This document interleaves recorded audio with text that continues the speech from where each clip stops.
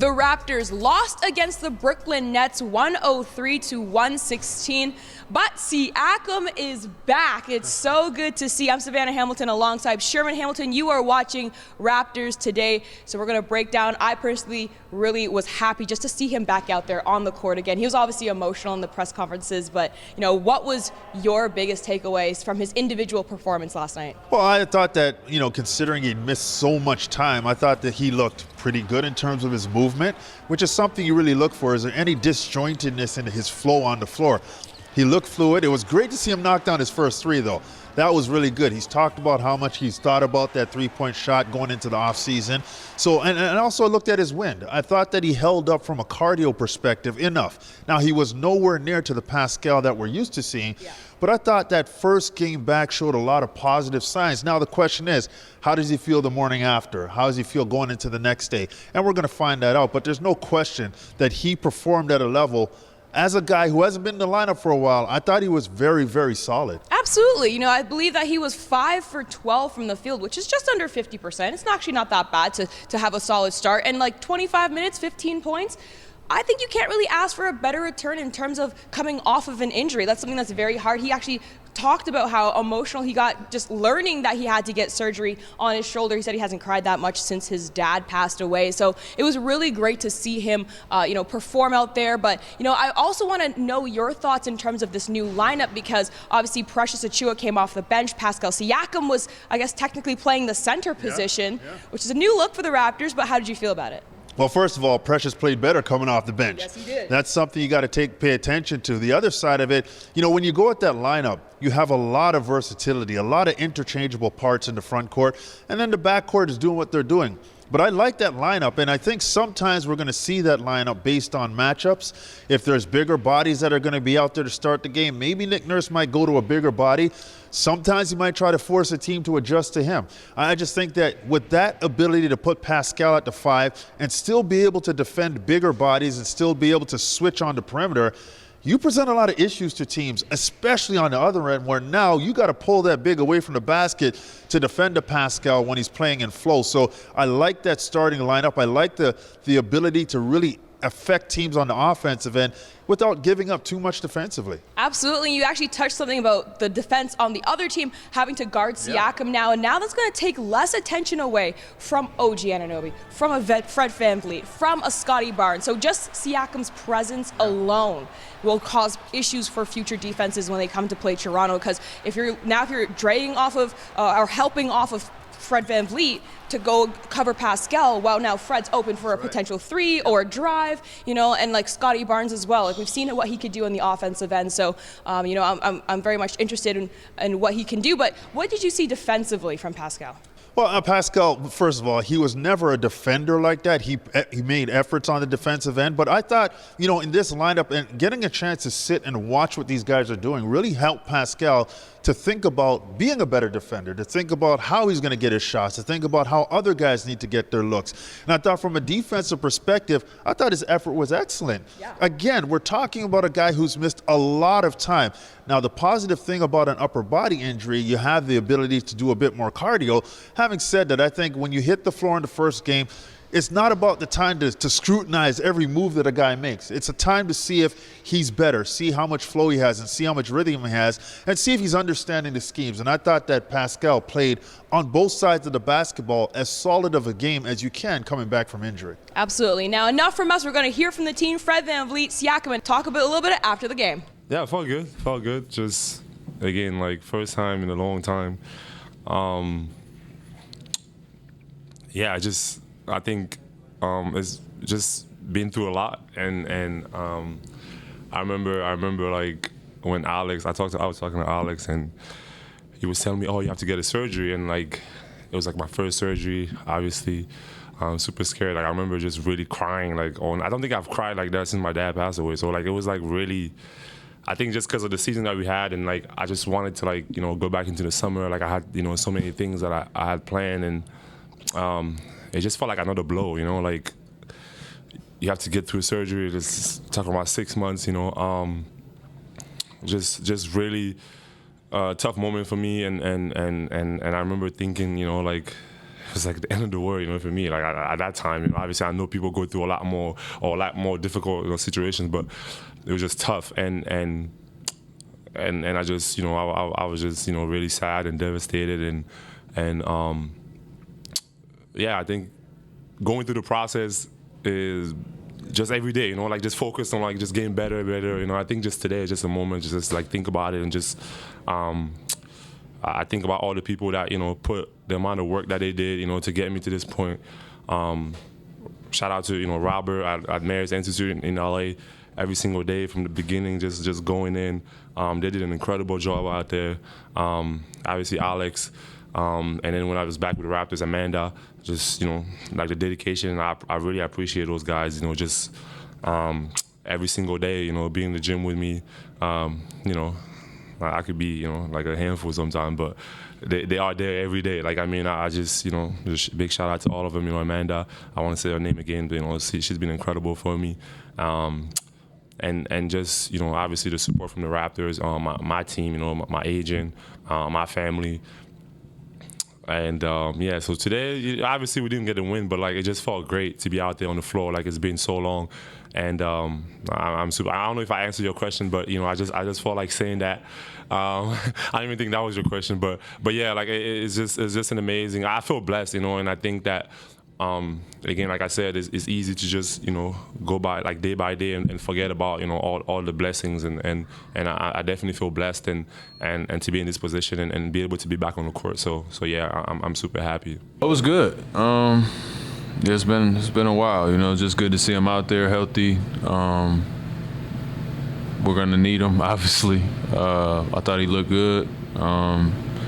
He's gonna keep finding his feet and his legs, and for a first game, I thought he looked pretty good. So again, it's just good to have him out there. You kind of forget, how much he can do and what he brings to the table. So obviously he's, our franchise player, and this thing is not gonna go anywhere without him. So it's a good start. Now, Nick Nurse touched on it in his press conference. The team got out-rebounded by 14 boards. Now, defense wins games, that's how I live by at least, but I do think there's a strong correlation always between the battle of the boards and who wins the overall game. But what were your takeaways, and why do you think that the Raptors got out-rebounding, considering that they're leading the league in offensive rebounds? Yeah, well, the great Pat Riley said, no rebounds, no rings. So to your point, you've got to rebound because that's the final part of the defensive possession.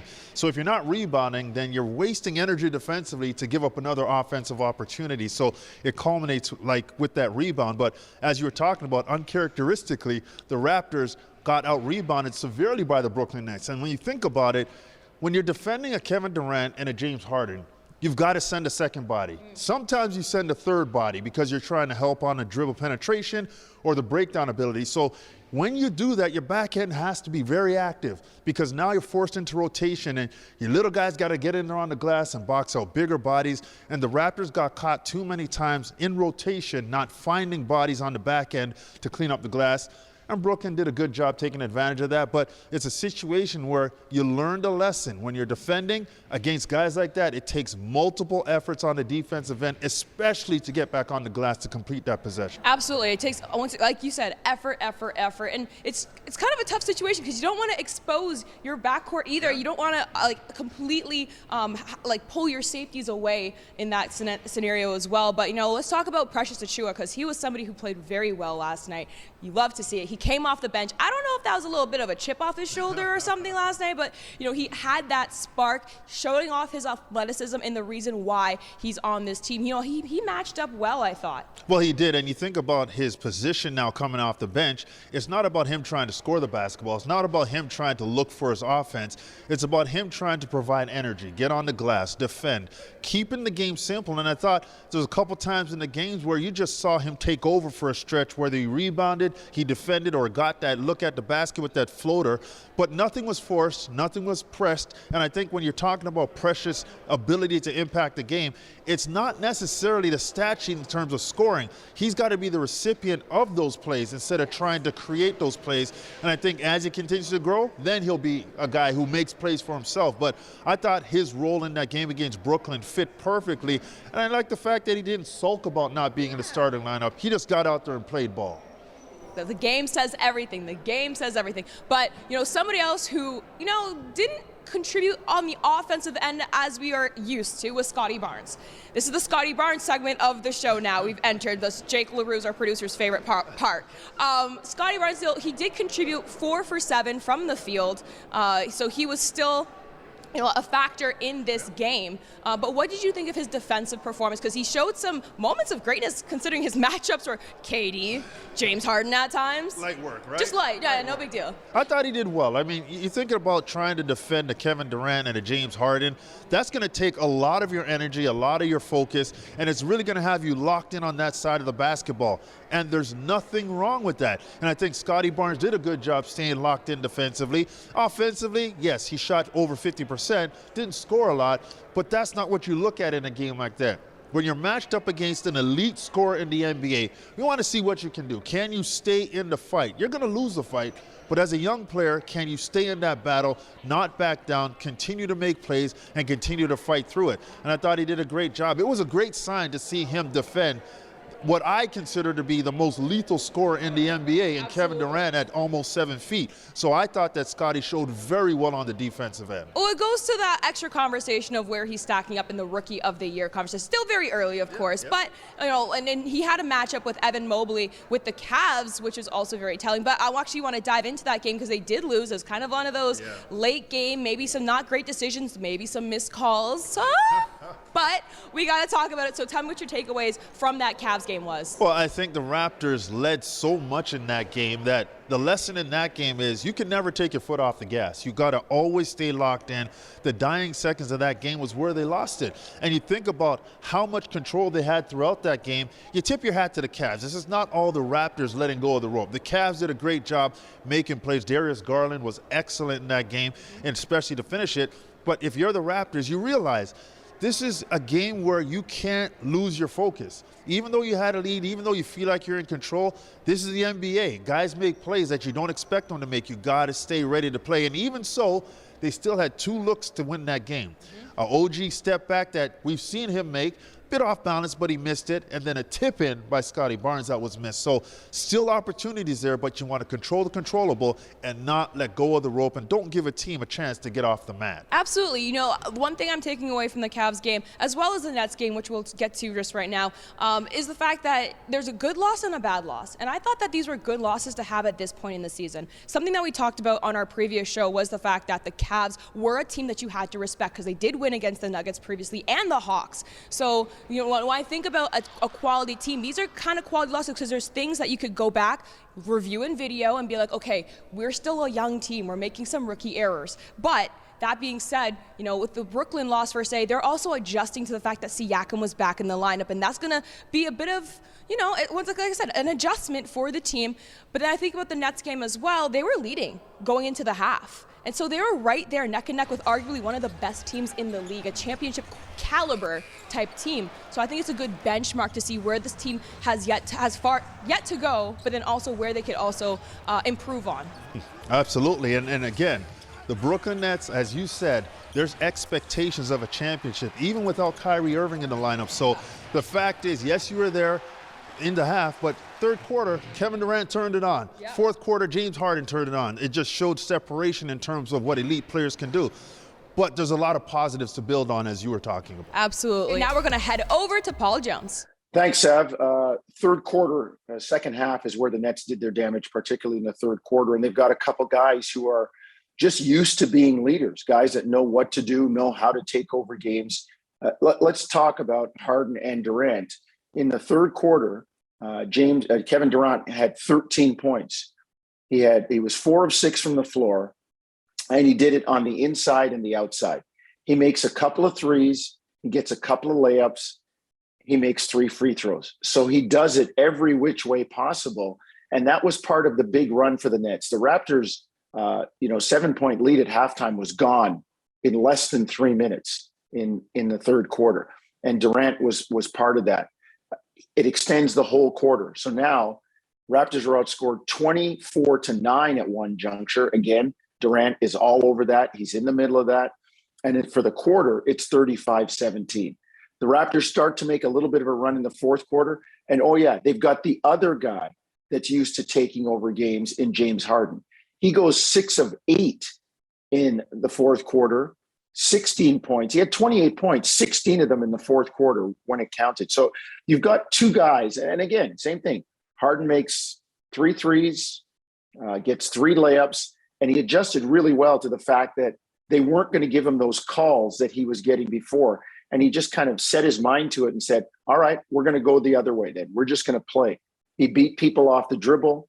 He's still deceptively quick for what people look at him in terms of his size. He found open spots on the floor to make threes. They found him for some open threes. And all of a sudden, you've got this huge run by the Nets in the second half. And it was keyed by 2 players that are very, very capable and know how to do it regularly. Well, rebounding's a big part of it. There's the old adage, and we say it all the time, no rebounds, no rings. And I think Ken Birch contributes to the rebounding. He's, for his minutes played, he's about 6-7 rebounds a game. And I thought the Raptors missed that. You heard Nick Nurse talk about the rebounding and how it was an issue. Toronto's normally 47 rebounds a game, and they only had 34 yesterday. And missing Ken Birch is a big part of that. And that's the number that Kem gives you on the floor. Never mind his floor game. There are times when he's able to finish around the rim.